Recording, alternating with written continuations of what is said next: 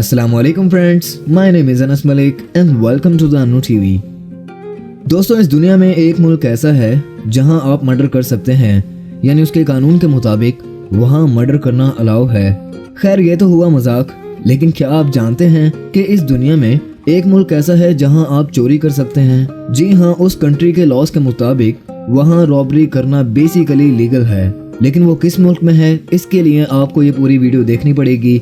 लेकिन वीडियो शुरू करने से पहले एक छोटी सी रिक्वेस्ट है, अगर आप चैनल पर नए हैं तो चैनल को सब्सक्राइब कर लें और बेल आइकन को भी प्रेस कर लें। So without waste of any time, let's get started. Aliens radio channel. दोस्तों, सबसे पहले बात करते हैं एक ऐसे रेडियो चैनल की जिसकी हकीकत आज भी एक मिस्ट्री है। बेसिकली रशिया में एक ऐसा रेडियो चैनल है जिसे कौन कंट्रोल कर रहा है ये किसी को भी नहीं पता। इस चैनल की 4625 हेडर्ट्ज पर मुसलसल एक बजिंग साउंड सुनाई देती है। इसी वजह से लोग इसे दी बजवेयर के नाम से भी बुलाते हैं। इंटरेस्टिंग बात यह है कि कभी कभी तो इस चैनल पर कुछ नाम भी सुनाई देते हैं। रिसर्चर्स ने भी काफी ज्यादा कोशिश की कि इस चैनल के ओनर का पता लगाया जा सके, मगर कोई फायदा भी नहीं हुआ। आज भी ये चैनल एक मिस्ट्री है। 1500 सुसाइड्स। दोस्तों, ये कहानी है 2005 की, जब 1500 शीप्स यानी भेड़ों ने एक खाई में गिरकर सुसाइड कर ली थी। लेकिन इसका ये मतलब नहीं कि वो सब शीप्स डिप्रेशन का शिकार थीं। बेसिकली इन भेड़ों की मौत इनके बिहेवियर की वजह से हुई थी। हुआ कुछ यूं कि एक भेड़ जो कि गलती से पहाड़ से गिर गई थी, उसी को देखते हुए बाकी शीप्स ने भी पहाड़ से छलांग लगा दी और यूं 1500 शीप्स एक साथ मौके पर ही मर गईं। चेक रिपब्लिक। दोस्तों, दुनिया से प्लास्टिक खत्म करने की बात चेक रिपब्लिक ने लगता है कुछ ज्यादा ही सीरियसली ले ली।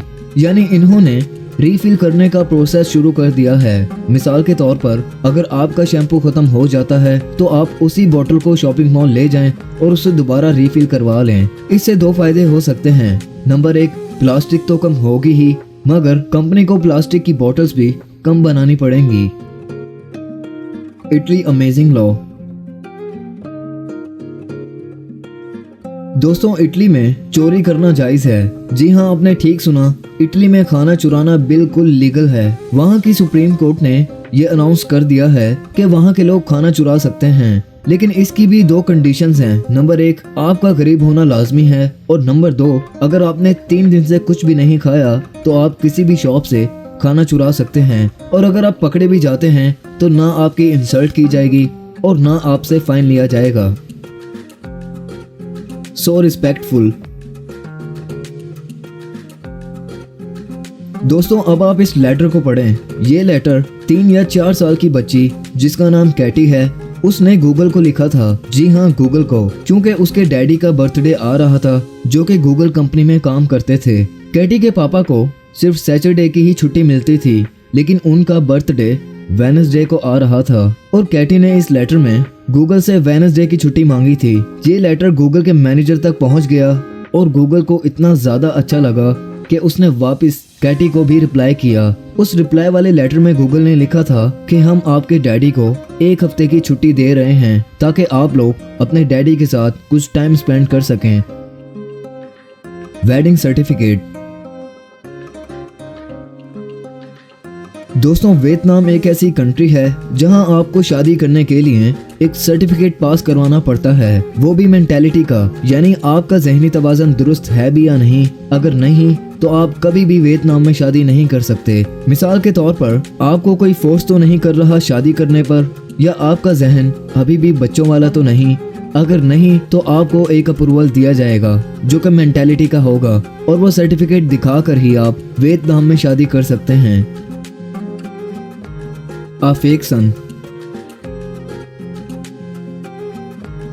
दोस्तों, ये कहानी है यूएस की, जहां एक फैमिली ने एक लड़के को अपना मेंबर समझकर उसकी 80 साल तक परवरिश की। हुआ कुछ यूं था कि यूएस की एक डेंवर फैमिली जो कि कहीं पिकनिक के लिए गई थी, वहां उनका 4 साला बेटा जिसका नाम बॉब था, वो कहीं गुम हो गया था। उस फैमिली ने और इन्वेस्टिगेटर ने उस बच्चे को काफी ज्यादा ढूंढा, लेकिन वो ना मिल सका। फिर अचानक 8 महीने बाद पुलिस को एक बच्चा मिला जो कि बिल्कुल हूबहू बॉब जैसा था। लेकिन जब उस डैम्बर फैमिली को इस बच्चे की आइडेंटिफिकेशन के लिए बुलाया गया तो इस फैमिली ने यही कहा कि यही हमारा बेटा बॉब है। और इसी तरह 80 साल गुजर गए। दरअसल जब 80 साल के बाद बॉब और उसके डैड का डीएनए टेस्ट किया गया तो पता चला ये इनका बेटा बॉब नहीं है। पीरू स्ट्रिक्स लॉ। दोस्तों, साउथ अमेरिका की एक कंट्री पीरू, जहां के लॉस कुछ ज्यादा ही सख्त हैं। जैसे मिसाल के तौर पर आप पीरू एज अ टूरिस्ट जाते हैं और वहां आप किसी का कुछ नुकसान कर देते हैं तो गवर्नमेंट आप पर बकायदा चार्ज कर देती है और 15 साल के लिए आपका वीजा ब्लॉक कर देती है। और इसके साथ साथ आपको वहां से धक्के मार कर निकाला जाता है। डोंट जज a book by its cover. दोस्तों, ये बात तो शायद आपने 1 करोड़ दफा सुनी होगी कि डोंट जज a book by its cover. और इस क्वाइट को एक ऑस्ट्रेलियन बुक स्टोर वाले ने इतना ज्यादा सीरियस ले लिया कि उसने अपनी दुकान की सारी किताबों को एक ब्राउन पेपर में रैप करके उस बुक की डिस्क्रिप्शन का एक छोटा सा टैग लगा दिया ताकि लोग वाकई में बुक्स को जज ना कर सकें। An active nuclear bomb. दोस्तों, क्या आप जानते हैं कि जॉर्जिया के टाइबी आइलैंड पर एक एक्टिव न्यूक्लियर बॉम्ब मौजूद है, लेकिन वो बॉम्ब आज तक नहीं मिला। जी हाँ, उस बॉम्ब को आज तक ढूंढा जा रहा है। दरअसल हुआ ये था कि 1958 में जॉर्जिया के टाइबी आइलैंड के पानी में 3000 किलोग्राम वजनी न्यूक्लियर बॉम्ब ड्रॉप किया गया था, लेकिन गिरने के बाद आज तक वो बॉम्ब ब्लास्ट नहीं हुआ। अब ब्लास्ट नहीं हुआ तो इसका मतलब यही है कि वो बॉम्ब अभी भी पानी के अंदर है और बहुत से लोग उसकी तलाश में हैं। Hottest planet than Mercury. दोस्तों, क्या आप मुझे बता सकते हैं कि हमारे यूनिवर्स का सबसे हॉटेस्ट प्लैनेट कौन सा है? अगर आपने कहा मरकरी तो आपका जवाब गलत है, क्योंकि हमारे यूनिवर्स का हॉटेस्ट प्लैनेट वीनस है। बेशक मरकरी सूरज के सबसे ज्यादा करीब होता है, मगर वीनस इस चीज में सबसे आगे है। मरकरी का day time temperature 427 degree centigrade होता है, जबकि वीनस का day time temperature 441 degree centigrade होता है। इसकी वजह यह है कि वीनस को कार्बन डाइऑक्साइड के बादलों ने कम्प्लीटली कवर किया हुआ है, यानी सूरज की गर्मी वीनस में आती जरूर है मगर बाहर नहीं जा पाती। The Godzilla. दोस्तों, अब बात करते हैं एक हॉलीवुड मूवी की जिसका नाम गॉडजिला है। अगर आपने ये मूवी देखी है तो आपको पता होगा कि ये मूवी तकरीबन 2 घंटे की है और इस पूरी 2 घंटे की मूवी में गॉडजिला को सिर्फ 8 मिनट तक ही दिखाया गया है। यानी आप अंदाजा करें कि इस मूवी के मेन कैरेक्टर को सिर्फ 8 मिनट ही दिए गए हैं। बहरहाल, इस मूवी में गॉडजिला की आवाज को टेस्ट करने के लिए 1 लाख वॉट्स के स्पीकर का यूज किया गया था। Snow falling in Sahara desert. दोस्तों, क्या आपने कभी किसी रेगिस्तान में स्नो फॉलिंग एंजॉय की है? शायद नहीं, लेकिन ऐसा सच में हो सकता है। ये बात है 18 फरवरी 1979 की, जब सहारा डेजर्ट में रात के वक्त स्नो फॉलिंग हुई थी। क्योंकि सहारा डेजर्ट का टेम्परेचर दिन में 35 से 40 डिग्री सेंटीग्रेड तक होता है, जो कि एक एवरेज टेम्परेचर है, मगर रात का टेम्परेचर -1 से -5 तक चला जाता है। लेकिन इस डेजर्ट की सबसे बड़ी प्रॉब्लम यह है कि यहाँ पानी की एक बूंद भी मौजूद नहीं है। Rabbit meat cause of death. दोस्तों, आप सब ने ये तो सुना होगा कि हम रैबिट खा सकते हैं। इस्लाम में खरगोश का मीट हलाल है और वैसे भी रैबिट हाईली प्रोटीन्ड होता है। लेकिन अगर फॉर एग्जाम्पल आप सब चीजें खाना छोड़ दें और सिर्फ रैबिट मीट ही खाएं तो आपकी 1 हफ्ते के अंदर अंदर मौत वाकई हो सकती है।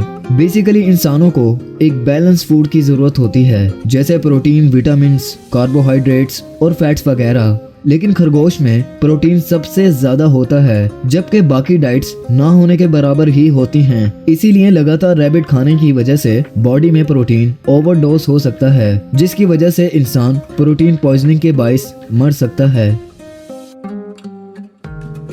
Long life by honey. दोस्तों शहद अल्लाह ताला की एक अजीम नेमत है। ये एक ऐसी चीज है जो कि कभी भी खराब नहीं हो सकती। यानी अगर आप शहद को ऐसे ही 1000 साल के लिए छोड़ देते हैं तब भी शहद खराब नहीं होगा। लेकिन अगर आप शहद में कोई चीज जैसे कोई चाकू चम्मच या कोई घड़ी वगैरह डालकर 200 या 300 सालों के लिए छोड़ दें तब भी वो चीजें खराब नहीं होंगी, क्योंकि शहद में नेचुरली ग्लूकोनिक एसिड मौजूद होता है जिसकी वजह से दुनिया का कोई भी बैक्टीरिया शहद में नहीं आ सकता।